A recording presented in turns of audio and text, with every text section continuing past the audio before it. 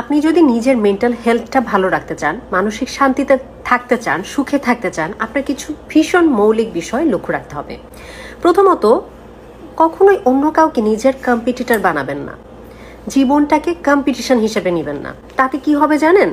তাতে অন্য কেউ যখন ভালো করবে তখন আপনার খারাপ লাগবে, দুঃখ লাগবে।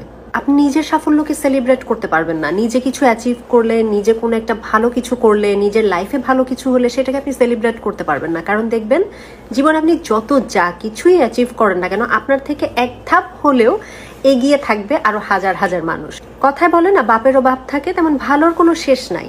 তাই চাহিদার শেষ নাই, অভাবের শেষ নাই। নিজেকে নিয়ে ভাবতে শেখেন, তখন আশেপাশের মানুষজনকে কম্পিটিটর ভাববেন না। এতে অনাকাঙ্ক্ষিতভাবে, অকারণে অন্য মানুষ ভালো কিছু করছে দেখলে নিজের খারাপ লাগে। তো এটাকে অ্যাভয়েড করেন। নাম্বার 2 হচ্ছে এই ফিলিংসটার সাথে ওকে হওয়া যে অন্য মানুষ আমাকে অপছন্দ করতে পারে, অ্যান্ড দ্যাটস পারফেক্টলি ফাইন। পৃথিবীতে কখনোই আপনি সব মানুষকে সুখী করে চলতে পারবেন না, খুশি করে চলতে পারবেন না। বিভিন্ন রকম মানুষ নিয়ে আসলে আমাদের সমাজ, এবং এটাই সমাজের সৌন্দর্য।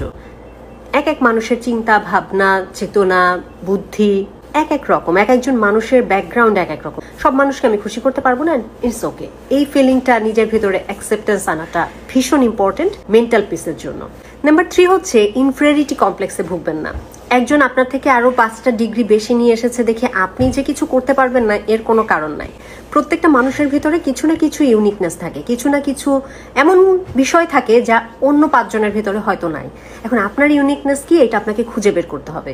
আপনার একটা ভালো ডিগ্রি নাই দেখে যে আপনি একটা ব্যবসা শুরু করতে পারবেন না, বা আপনার হাতে অনেক মূলধন নাই দেখে আপনি কোনো কিছু শুরু করতে পারবেন না, আপনার বিয়ে হয়ে গেছে, বাচ্চা হয়ে গেছে দেখে কাজ করতে পারবেন না, এই ধারণাগুলো থেকে বের হয়ে আসুন। নাম্বার 4 হচ্ছে আমাদের আশেপাশে সবসময় জাজমেন্ট থাকবে।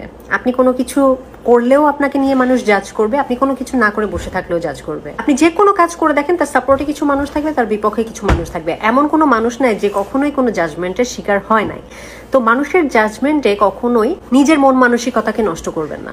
মানুষের কাজ হচ্ছে বলা। আপনি দ্বারা যতক্ষণ পর্যন্ত অন্যের কোনো ক্ষতি না হচ্ছে, আপনি বুঝতে পারছেন আপনি কারো সমস্যার তৈরি করছেন না, সমস্যার কারণ হচ্ছে না, ততক্ষণ পর্যন্ত আপনার জন্য যেটা ভালো, আপনার মানসিক স্বাস্থ্যের জন্য যেটা ভালো, আপনি সেটাই করবেন। This is part of life, এটাকে মেনে চলুন।